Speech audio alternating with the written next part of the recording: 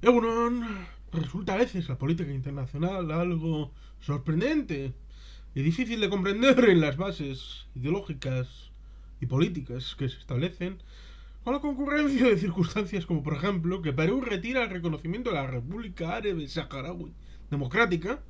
justamente en el momento en el que Gustavo Petro, recientemente no solamente electo, sino ya ejerciente presidente en el Palacio de Nariño de Colombia,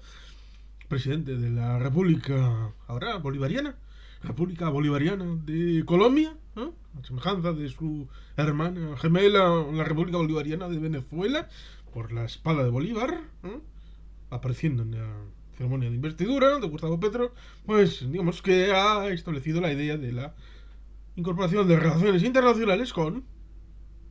la República Árabe Saharaui Democrática. No sé si esto hará daño a las relaciones entre Marruecos y Colombia, Colombia y Marruecos. Probablemente sí. Supone un acercamiento a Argelia. Es algo que sorprende. Sobre todo con la concatenación de hechos de que Gustavo Petro, presidente de Colombia, acceda al reconocimiento de la República Árabe Saharaui Democrática y ha conseguido el Perú de Pedro Castillo, con todas las dificultades internas que tiene respecto al nombramiento del primer ministro, respecto a la estabilidad de los gobiernos, respecto a su propia realidad, respecto a la justicia del Perú, con una curiosa concepción de la Constitución que establece la inhabilitación por incapacidad, cosa que evidentemente ha sido utilizada en los años recientes como una fórmula abierta para establecer una incapacidad sobrevenida poco justificada, por ejemplo, con Pedro Pablo Kuczynski, cosa que evidentemente tuvo sus dificultades porque era un presidente que mantuvo la estabilidad en cierta medida y propulsó al Perú hacia cotas de prosperidad dentro del marco de la Alianza del Pacífico, con Chile y otros países de la cuenca del balcón al Pacífico. Pero bueno, ciertamente, países que podían incorporarse a la prosperidad en donde estaba Chile y sobre todo está ese pequeño país llamado Uruguay, parece que la dificultad del arraigo de fórmulas de crecimiento de democracia liberal parece que está disolublemente disociadas del marco de América Hispana o de las Españas de ultramar, como podría llamarse, y cita en su noticiario Fabián Cebarrio, que en Chipre está descansando. Por lo tanto, ciertamente es un asunto interesante. El trasfondo lo tenemos en esa realidad, el conflicto entre Marruecos, Argelia, la República Árabe Saharaui Democrática y, por supuesto, el concepto del Gran Marruecos, del que quiero hacerme eco en este caso. ¿Qué es el Gran Marruecos? El Marruecos es un proyecto de los nacionalistas marroquíes que fueron un acicate contra la monarquía y que la monarquía trató de insuflar ánimo para establecer la desactivación de la posibilidad de que este movimiento nacionalista destruyera la monarquía marroquí. Con la asunción de estas circunstancias y diversos intentos de golpe de Estado, un helicóptero que volaba bajo para evitar este hecho de ser derribado por las propias fuerzas aéreas, y luego la Academia de las Fuerzas Aéreas con todos sus cadetes fue reprimida y un juicio que hubo y demás intentos de asesinato del monarca Hassan II, hijo de Mohamed V, el que hizo la independencia en 1956, fundamentalmente de Francia, la que se incorpora a España dentro del ámbito del protectorado, y el Cabo Jubi, un territorio en principio no estaba incorporado al pacto, pero acabó siendo incorporado, y luego la guerra de Livni, que tuvo también su importancia antes de la Marcha Verde para con el territorio del Sáhara. Evidentemente tenemos ahí el asunto del trasfondo de la relación colonial distinta de Marruecos y de Argelia por parte de Francia. Tenemos la histórica relación en territorio en su amplio espectro, la arabización, los tamazic, los pueblos tuareg, que tienen importancia demográfica, casi un 50% en el ámbito de Marruecos y prácticamente un 50% también en el territorio de Argelia, con la situación conflictiva en la Kabilia,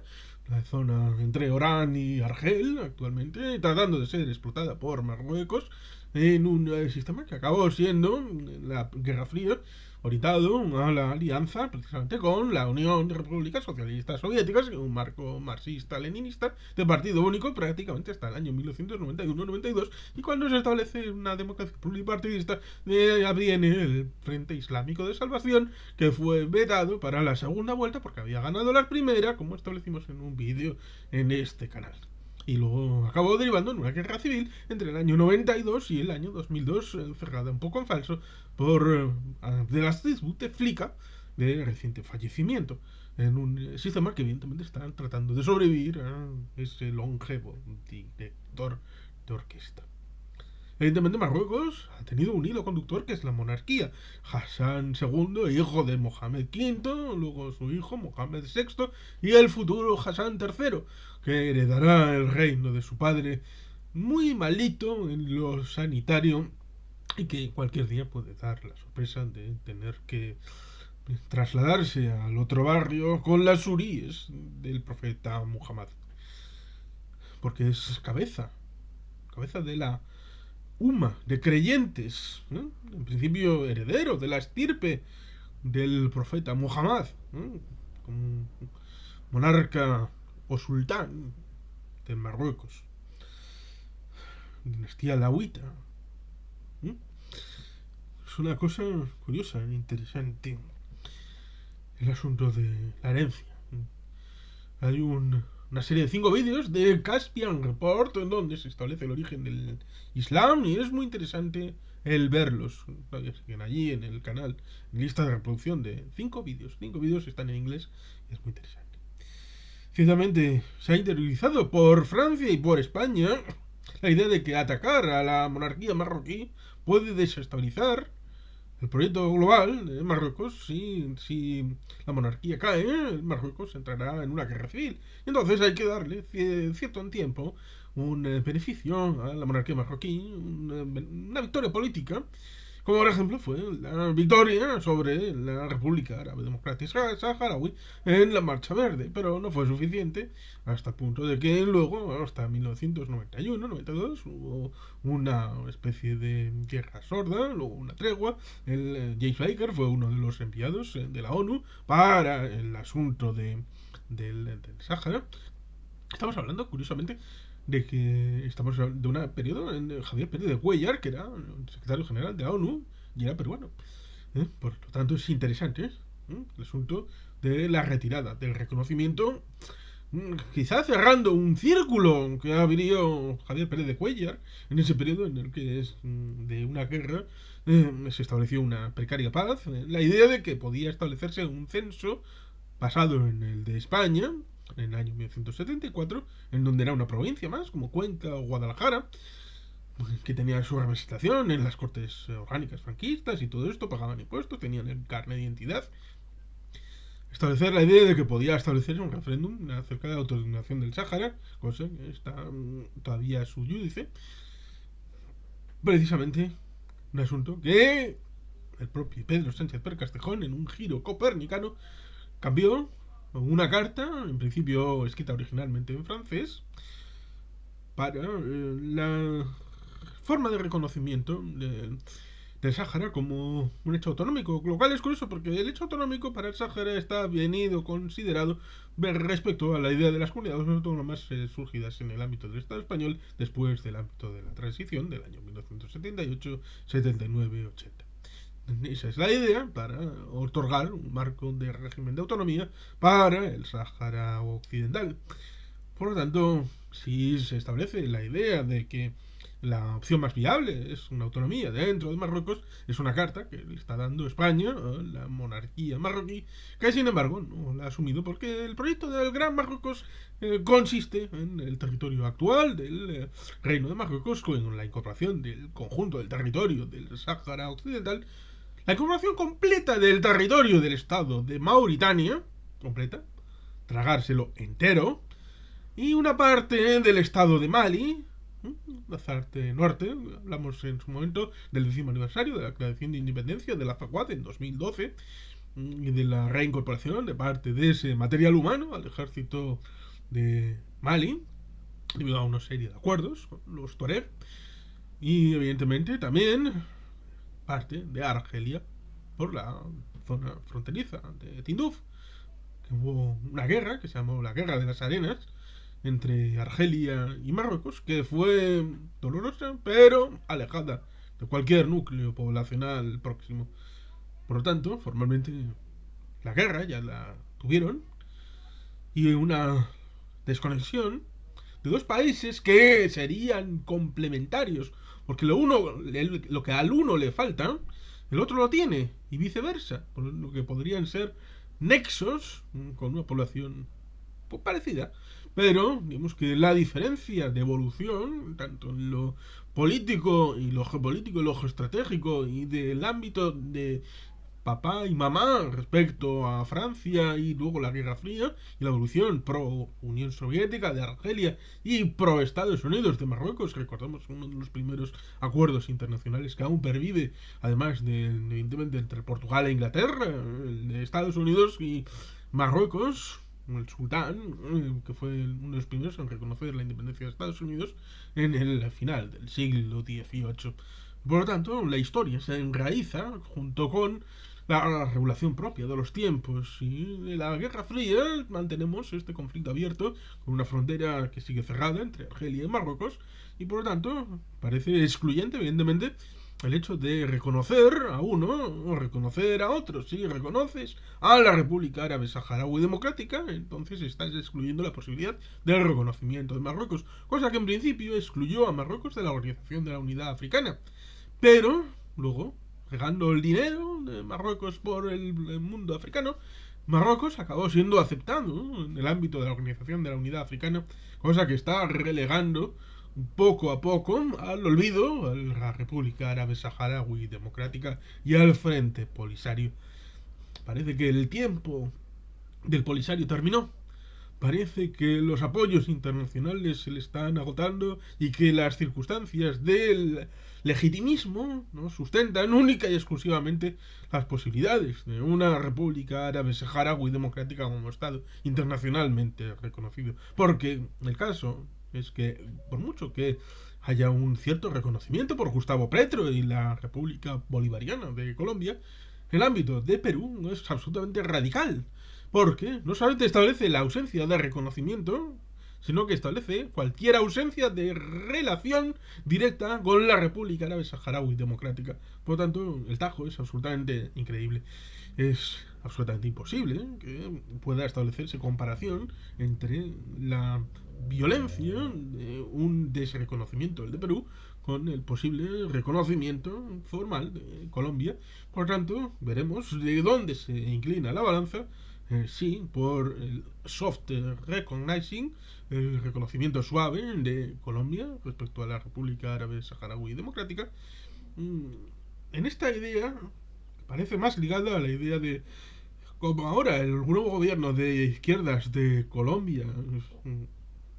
pro Unión Soviética, a pesar de que la Unión Soviética no existe y existe un régimen zarista en Rusia, entonces hay que ser amigo de mis amigos. Y por lo tanto, hay que reconocer a la República Árabe Saharaui Democrática, que está aliada con Argelia, que está aliada con Rusia. Y ahí está jugando en el Sahel el grupo Wagner como subsidiario del Kremlin. Y por supuesto parece que, por oposición, Pedro Castillo, a pesar de ser de izquierdas, tanto como camarada Petro, entonces debe de responder a una ausencia de reconocimiento. Y parece más un juego de dominó donde caen las fichas respecto al trasfondo que tienen, a la realidad de los pueblos y las oportunidades que toman y que pierden a lo largo de la historia. A veces parece que en vez de profundizar en el conocimiento del problema, se transfieren a juegos como Juegos de Tronos en el ámbito geopolítico y geoestratégico. La pregunta que me hago es, tanto en un lado como en el otro, tanto en Colombia como en Perú, ¿será una oportunidad para que los medios de comunicación, tanto colombianos como peruanos, saquen el asunto de la República Árabe Saharaui Democrática y de Marruecos y del contencioso todavía vigente a través de Naciones Unidas en el que formalmente España todavía sigue siendo potencia ocupante de jure, jurídicamente hablando, a pesar de que de facto lo es Marruecos, servirá para que se establezca cierto diálogo o poner en refresco las ideas y tratar de volver a explicar las circunstancias y tener tertulias y conversaciones acerca de esta problemática entre el pueblo de Colombia y el pueblo de Perú. ¿Servirán para que creadores de contenidos en redes sociales puedan volver a sacar el tema y explicarse tanto una como otra de las decisiones tomadas y qué trasfondo implica la una y la otra? ¿Explicarán el contexto en donde se suceden y qué consecuencias pueden tener tanto para el ámbito africano o europeo o para el americano la decisión de un sentido u otro y las consecuencias del principio de aplicación de una y otra postura para posibles conflictos existentes en el ámbito americano? Esas son reflexiones que pongo encima de la mesa y que no sé si las voy a poder conocer si tú eres peruano o colombiano o conoces esta realidad sobrevenida sobre el reconocimiento y desreconocimiento respectivo. Agradeceré los comentarios para poder aprender todos de todos, porque al fin y al cabo no lo sabemos todo y todos podemos llegar a conocer algo más a través de los amigos que vamos encontrando por el camino de la vida. Por tanto, es interesante poder ver lo que sucede respecto al conocimiento, reconocimiento y diversas evoluciones de lo que pasa con el asunto de la República Árabe Saharaui en esta triangulación curiosa respecto a Colombia, Gustavo Petro y Pedro Castillo, el Perú. Y sin más, dejando de lado que evidentemente el asunto seguirá trayendo cola, porque deja largo tiempo de ser cerrado, hasta el punto de que, bueno, pues forma parte de una de mis novelas, Jaque al Pastor en el Estrecho, Ceuta, Melilla, Sáhara y Canarias, en donde, pues evidentemente, como epílogo, incluía esa entrevista del primer ministro de Marruecos en una televisión egipcia, en donde decía que primero había que cerrar el capítulo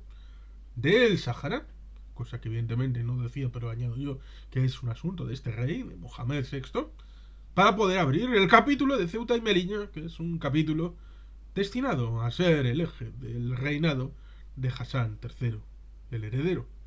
Por tanto, es un asunto precisamente tendente al Gran Marruecos, que veremos cómo evoluciona en el tiempo, con la idea esa de que en el ámbito de algunos países, por ejemplo Francia, por ejemplo España, tienen interiorizado la idea de que asumir victorias o que no se puedan producir derrotas de la monarquía marroquí implica mantener y sostener a la casa de la monarquía, y eso implica la estabilidad del reino de Marruecos. Pues claro, en medio hay una desestabilización entre Sáhara, Argelia y Marruecos, que probablemente acaba llevando a una guerra entre Argelia y Marruecos, próximamente declarada como tal o no, tal vez solo por la vía de los hechos. Las circunstancias son las que nos traerá la propia realidad.